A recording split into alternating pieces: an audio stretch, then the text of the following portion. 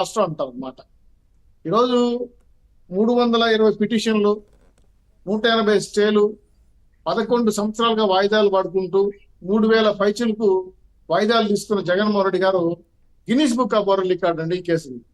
ఒక సామాన్యుడు ఈ విధంగా వాయిదాలు తీసుకోగలడండి. అంటే గతంలో సుప్రీంకోర్టు మాడలింది, CBI Andhra Pradesh government friendly game ఆడుకుంటున్నారు.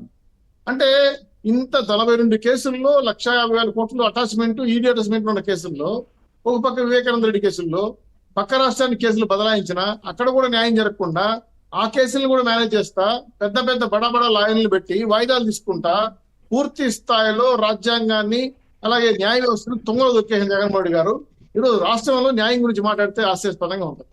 ఇన్ని ఏళ్లు దాదాపు 11 ఏళ్లుగా వాయిదాలు ఇవ్వకుండా CBI Andhra Pradesh government friendly game ఆడుకుంటా ఉంటే న్యాయం ఎప్పుడు జరుగుతుంది?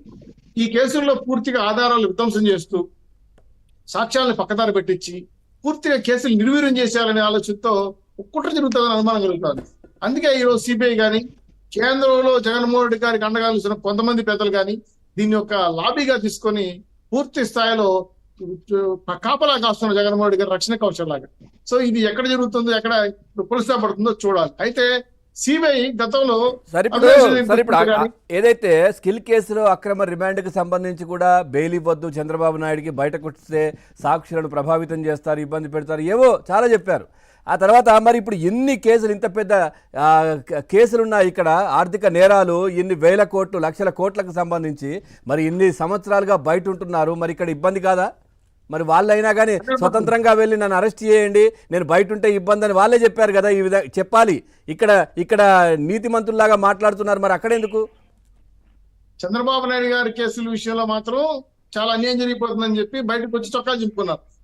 జగన్మోహన్ రెడ్డి గారి కేసులకు వచ్చే కొద్దిగా మాత్రం మొత్తం ఫ్రెండ్లీ గేమే, ఎక్కడ ఏ అనుమానాలు లేవు, ఎవరికి బాధలు లేవు, ఎవరికి బాధలు కలిగించరు. సో ప్రభుత్వ ధనాన్ని, ప్రజల ధనాన్ని అప్పలంగా లక్షల కోట్ల రూపాయలు మింగేసిన జగన్మోహన్ రెడ్డి లాంటి ఆర్థిక టెర్రరిస్ట్ ని కాపాడుతున్న పెద్దలు ఎవరు? ఎందుకు ఈ కేసులు విధంగా తాత్సారం జరుగుతుంది?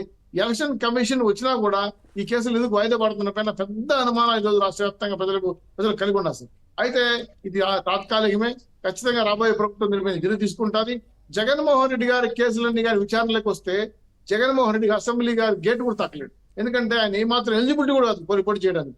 ఇంత దుర్మార్గంగా కేసులు తొక్కిపెట్టి కావాలనే జగన్మోహన్ రెడ్డి గారికి మద్దతుగా నిలుస్తున్నటువంటి వ్యవస్థను చూస్తా ఉంటే ఈయన ఏ లెవెల్లో మేనేజ్ చేస్తున్నాడు సిబిఐని, సిఐడిని, ఏపీసీ అలాగే కేంద్ర ఏజెన్సీలు అని చెప్పి బాధ కలుగుతాను.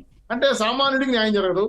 ఇట్లాంటి డబ్బులు ఉన్న వాళ్ళు, అధికార అంగబలం ఉన్న వాళ్ళకి ఎన్ని కేసులు వాయిదాలు ఎగరగొట్టినా, ఎవరిని చంపేసినా, లక్షల కోట్ల రూపాయలు తినేసినా స్వేచ్ఛగా సమాజం జరగచ్చు. ఇది రాజ్యాంగం పైన, న్యాయ వ్యవస్థ పైన ఒకంత అనుమానాలు కలిగించే పరిస్థితి ఏర్పడతా ఉంది. ఇటువంటి విధానాలు రాకూడదని చెప్పి, భవిష్యత్తులో కేసులు జరగకూడదని చెప్పి ఖచ్చితంగా సార్ నేను చెప్తున్నా, జగన్మోహన్ రెడ్డి గారు ఈ ఏప్రిల్ ఫూల్ చేస్తున్న న్యాయ వ్యవస్థల్ని, ప్రజల్ని, అదేవిధంగా వ్యవస్థల్ని పూర్తి స్థాయిలో ముందే ఊహించిన విధంగానే ఈ రాష్ట్ర ముఖ్యమంత్రి గారు టోటల్ గా రాష్ట్ర ప్రజలతో సహా ఏప్రిల్ ఫూల్ చేసి ఆడుకుంటున్న విషయాన్ని స్పష్టంగా కనబడతా ఉంది. ఇది తెలుగుదేశం పార్టీ అధికారులకు వచ్చిన జరగనివని చెప్పి ఖచ్చితంగా చర్య తీసుకుంటామని చెప్పి హామీ ఇవ్వాలి. తర్వాత ప్రచారం కాడికి వచ్చే కొద్దికి జగన్మోహన్ రెడ్డి గారు ఒక దుర్మార్గమైన ప్రచారం చేస్తారు. ఏంటంటే ఈ వాలంటీర్ల ద్వారా పింఛన్లు ఇవ్వడం వల్ల ఓటర్ని ప్రభావితం చేయబడతారని చెప్పి గతంలో ఎలక్షన్ కమిషన్ గా ఉన్నటువంటి మాజీ ఎలక్షన్ కమిషన్ నిమ్మగడ్డ రమేష్ గారు పిటిషన్ వేశారు, ఫీల్డ్ వేశారు. దానికి ఎలక్షన్ కమిషన్ స్పందించి వాలంటీర్ని తీసేసింది. దానికి ఎగ్జాంపుల్ చెప్తా. మా ఏరియాలో వాలంటీర్లు పింఛన్ తో పాటు వైఎస్ఆర్సీపీ కరపత్రం, వాళ్ళ బుక్లెట్ ఇచ్చి పింఛన్ చేతిలో పెట్టి భగవంతు మీద ప్రదానం చేయండి, నెక్స్ట్ మీకు పింఛన్ రావాలంటే ఫ్యాన్ కే ఓటు వేయాలి, ఇదిగో 3,000 రూపాయలు అని చెప్పి హామీ తీసుకొని ఆ ప్రమాణం చేపించి డబ్బులు ఇస్తున్నారు. ఇది ఓటర్లు ప్రభావితం చేసినట్ట కాదా? ఇప్పుడు అయినా పిటిషన్ వేసింది ఎవరు? రమేష్ గారు, ఎలక్షన్ కమిషనర్, మాజీ చీఫ్ సార్ ఆయన నిమ్మగడ్డ ప్రసాద్ గారు. సారీ, ఆయన వేసిన తర్వాత ఆయనకు మీ పార్టీకి ఏం సంబంధం? మీరెందుకు వేసినట్టు? ఆయన మా పార్టీ కాదు, మా పార్టీ సభ్యుడు కాదు, మాకే సంబంధం లేదు. మరి ఇప్పుడు ఆయన వేస్తే మీరు ఆపమని చెప్పినట్టు ఎట్లా అవుతుంది?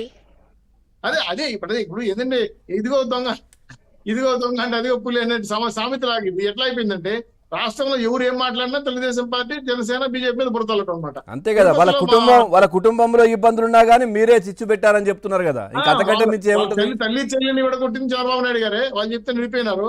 వాళ్ళ అమ్మని గౌరవ తీసేది కూడా చంద్రబాబు నాయుడు గారే. ఆయన చెప్తే తీసేశారు.